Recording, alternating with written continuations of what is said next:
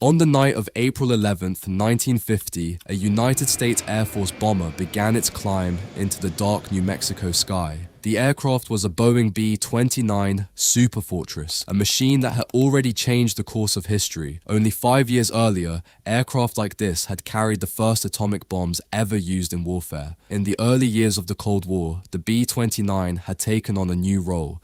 It was no longer only a weapon of the past, it had become a symbol of America's nuclear future. But that night, only minutes after leaving the runway at Kirtland Air Force Base near Albuquerque, New Mexico, something went terribly wrong.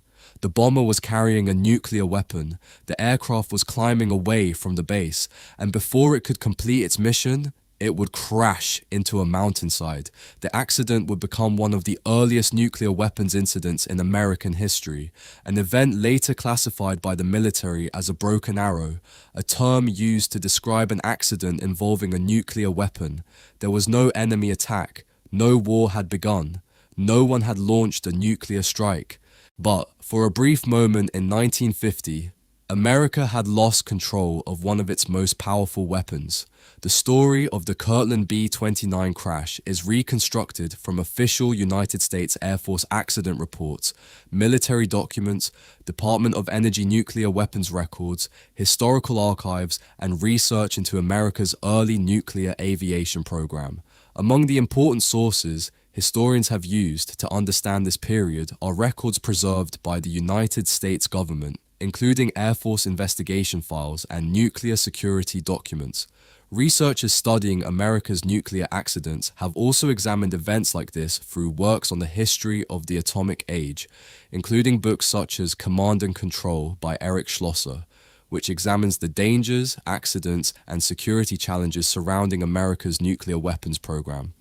These records reveal a moment when technology, secrecy, and human responsibility collided.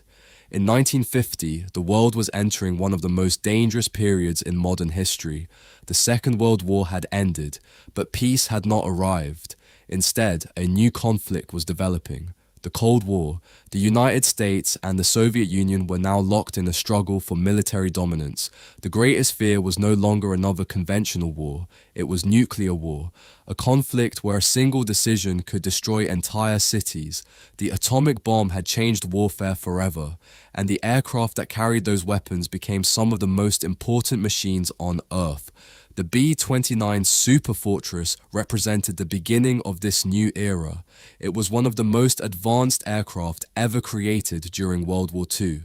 Pressurized cabins allowed crews to operate at high altitudes. Advanced engines gave it long-range capability, and its ability to carry heavy weapons made it the perfect aircraft for America's early nuclear strategy. The B-29 was the aircraft that carried Little Boy to Hiroshima and Fat Man to Nagasaki in 1945. But after the war ended, the mission of the B-29 changed. It was no longer preparing for battles against Japan, it was preparing for a possible future conflict with the Soviet Union. At Kirtland Air Force Base in New Mexico, crews trained constantly for nuclear missions. The base was one of America's most important locations for atomic weapons development and testing. Located near Albuquerque, Kirtland played a major role in the country's nuclear program. Aircraft arrived carrying special weapons. Military personnel trained with procedures that had never existed before. The United States was learning how to operate in a world where a single aircraft could carry the power to destroy a city. But with this new responsibility came a new danger: accidents. The aircraft involved in the April 1950 accident was a B-29 assigned to a nuclear-related training mission. On board were 13 military crew members responsible for operating the bomber and managing the weapon system. These were not ordinary flights. Every person on board understood the importance of their mission. The pilots, the engineers, the navigators, the weapons specialists. Each person had a specific responsibility. Each person depended on the others, because a nuclear bomber was not just an aircraft, it was a flying weapon system. Before nightfall, the crew prepared for the flight. The aircraft was inspected, the systems were checked, the weapon was loaded according to military procedures.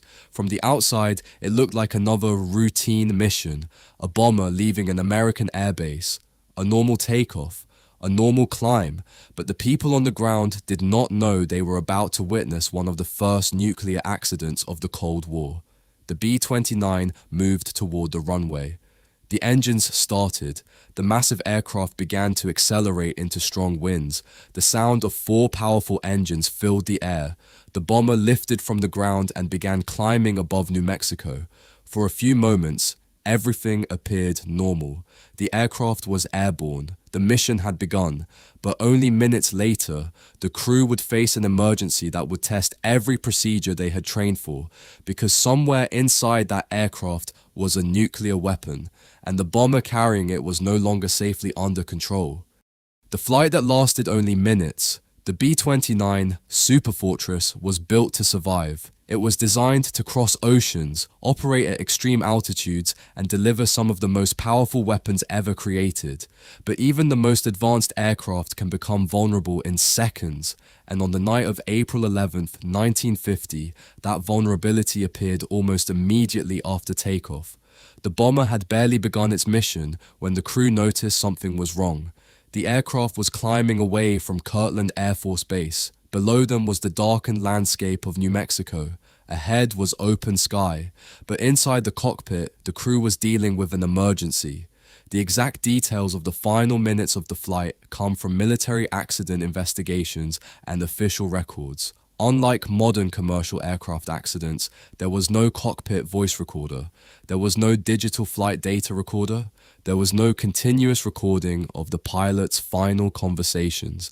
Investigators had to reconstruct what happened using aircraft wreckage, witness statements, military reports, and technical analysis. This is how many aviation mysteries from the early Cold War were investigated, not through recordings, but through evidence left behind. The B-29 was carrying a Mark IV nuclear weapon as part of a military training operation. At the time, this was a normal part of America's nuclear readiness program.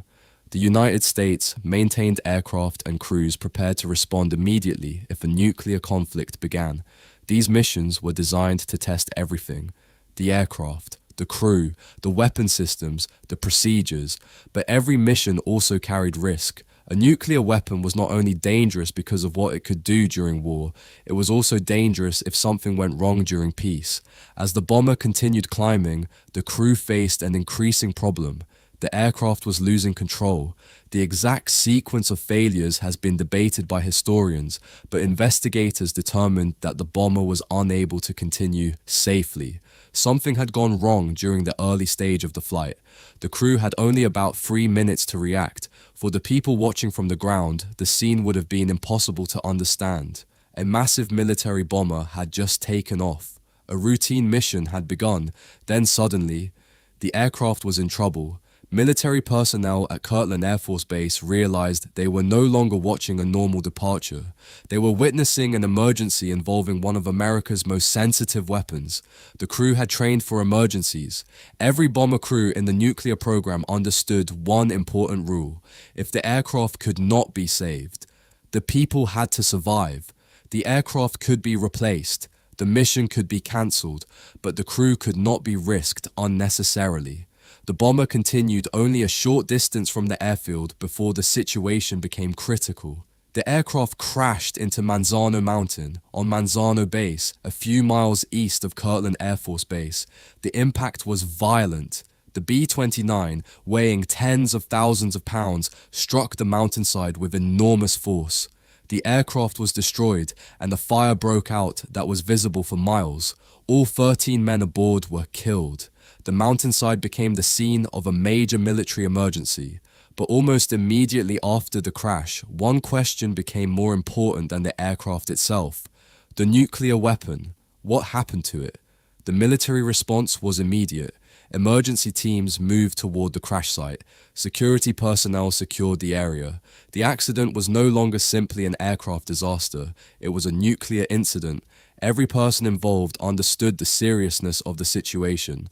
A bomber carrying an atomic weapon had crashed, and its entire crew was lost, and investigators needed to determine whether the weapon had been destroyed, damaged, or remained dangerous. In the early years of the nuclear program, safety procedures were still developing. The United States had created weapons faster than it had created decades of experience handling them. The country was learning through practice, and sometimes through accidents. The Kirtland crash became an example of the challenges facing the early nuclear age. The technology was extraordinary. A damaged aircraft carrying a nuclear weapon did not automatically mean a nuclear explosion would happen, but it did not mean there was no danger. The weapon still contained hazardous materials. The conventional explosives inside could still detonate, and on this night they did, in the post-crash fire. The possibility of contamination had to be considered, and the military needed complete control of the situation. The Kirtland accident happened during a period when the United States was still learning how to manage this new responsibility. The country had entered the nuclear age quickly. During World War II, the priority had been creating the bomb before an enemy could do the same.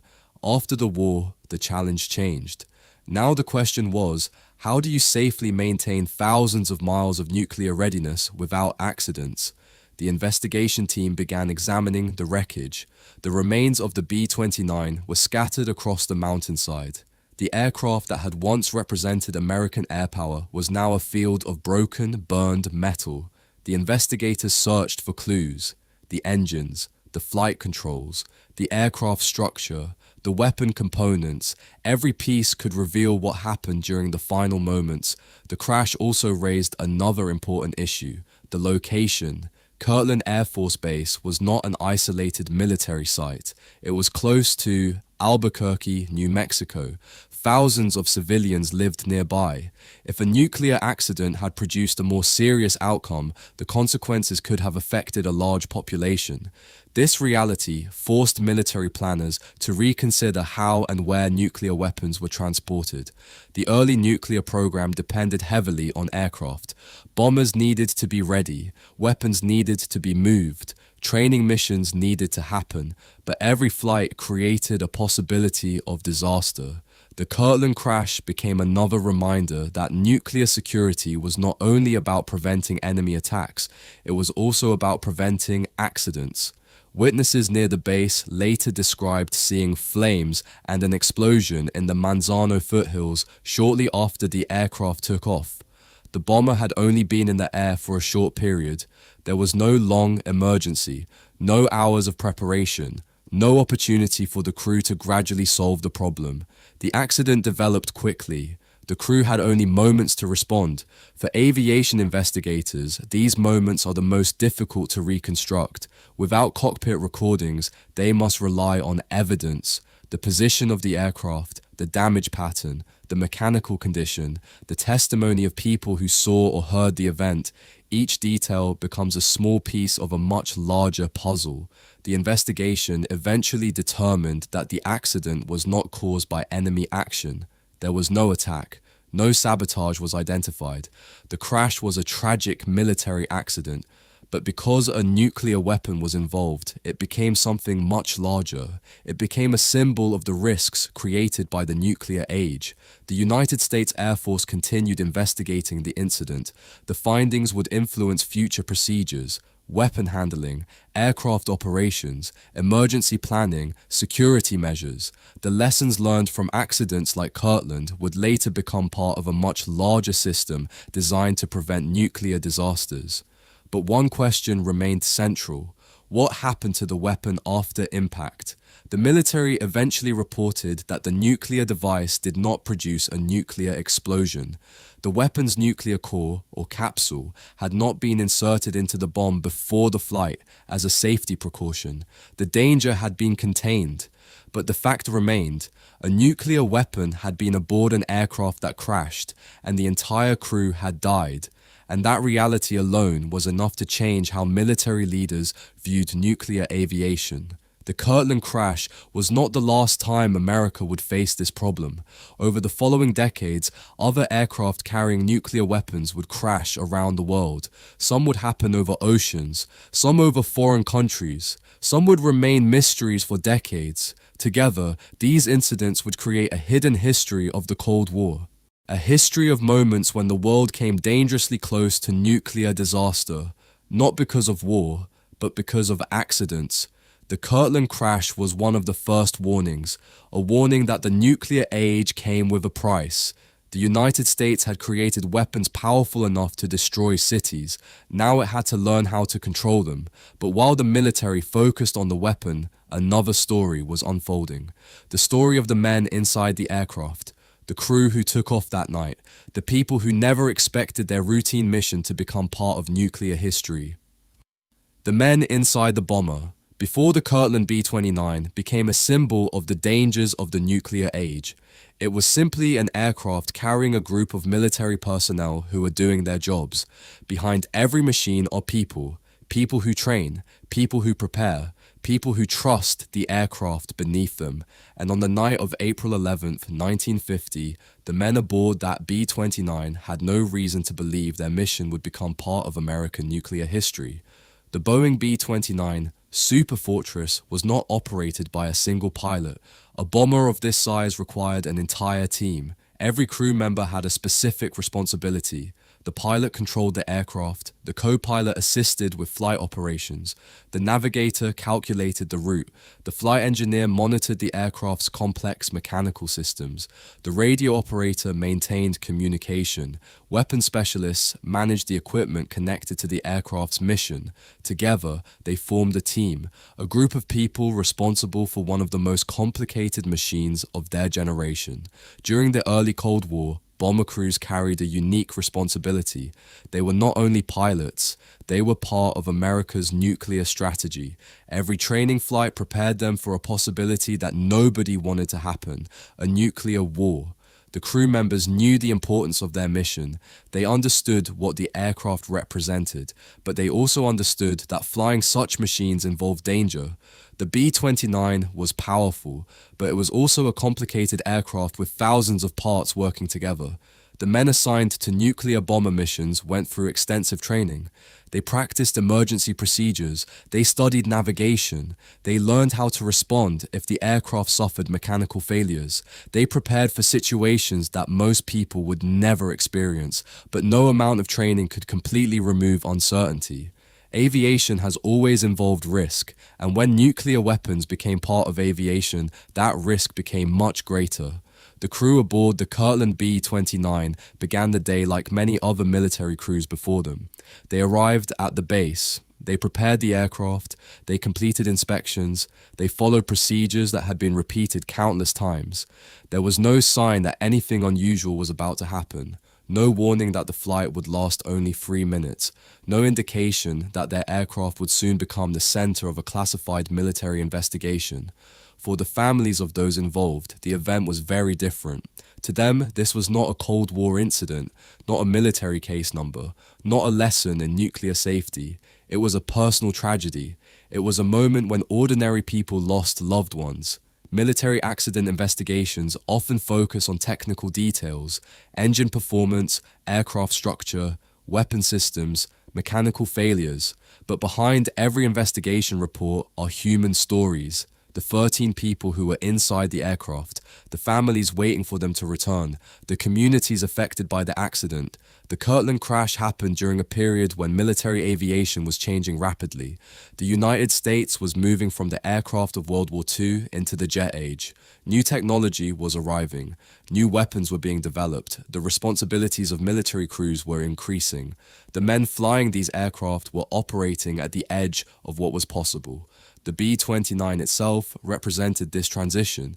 Originally developed during World War II, it had become famous because of its role in the Pacific. It was the aircraft that demonstrated the power of strategic bombing. But by 1950, it had become something else. It was now part of America's nuclear deterrence system, a flying symbol of the country's ability to respond to threats. The crew of the Kirtland bomber were not expecting history. They were not trying to become part of a famous nuclear accident. They were completing a mission assigned to them. But history often works this way. The people involved rarely understand the importance of the moment while it is happening. They only become part of history afterward. When the aircraft lifted from the runway that night, the crew followed normal procedures despite strong winds. The engines produced the power needed to raise the massive bomber into the air. The aircraft climbed away from Kirtland. On the night of April 11th, 1950, A B-29 bomber left the runway at Kirtland Air Force Base. It was supposed to be another military mission, another training flight, another day in the growing nuclear program of the United States. But within minutes, that mission became something completely different. The aircraft was destroyed, a nuclear weapon had been involved, and the United States was forced to confront a new reality. The atomic age had created dangers that existed even during times of peace. The Kirtland B-29 crash was not the first time a military aircraft had been lost. Aircraft accidents had existed since the beginning of aviation. Pilots had always faced mechanical failures, weather problems, and human errors. But nuclear weapons changed the meaning of those accidents. A crashed aircraft was no longer only a military loss. It could become an international crisis. This was the challenge of the Cold War. Nations were trying to prevent war by building weapons powerful enough that nobody would dare use them. The idea was simple. If both sides had the ability to destroy each other, neither side would start a conflict. This strategy became known as deterrence. But deterrence depended on something extremely important: control. The weapons had to remain secure. The aircraft carrying them had to operate safely. The personnel responsible for them had to make correct decisions. One failure could have consequences far beyond the original accident. The Kirtland crash became one of the early lessons in this dangerous balance. It showed that nuclear security was not only about protecting weapons from enemies, it was also about protecting them from accidents. The accident influenced the way the United States approached nuclear safety. Over time, new systems were introduced. Better aircraft designs, improved weapon safety features, more detailed emergency procedures, more extensive training. The goal was always the same: make sure that an accident never became a catastrophe. But perhaps the most important lesson was not technical, it was human. The Kirtland crash showed the importance of the people involved: the pilots who flew the aircraft, the engineers who maintained it, the emergency crews who responded, the investigators who searched for answers.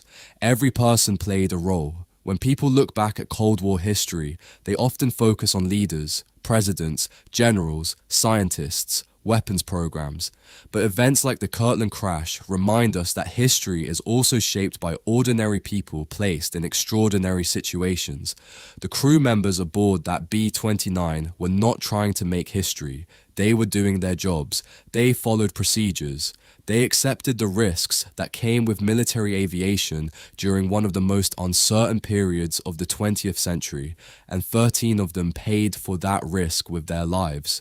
Their story is part of a larger story, the story of thousands of men and women who operated the machines of the nuclear age, people who carried enormous responsibility every day, people who understood that the technology they controlled could change the world.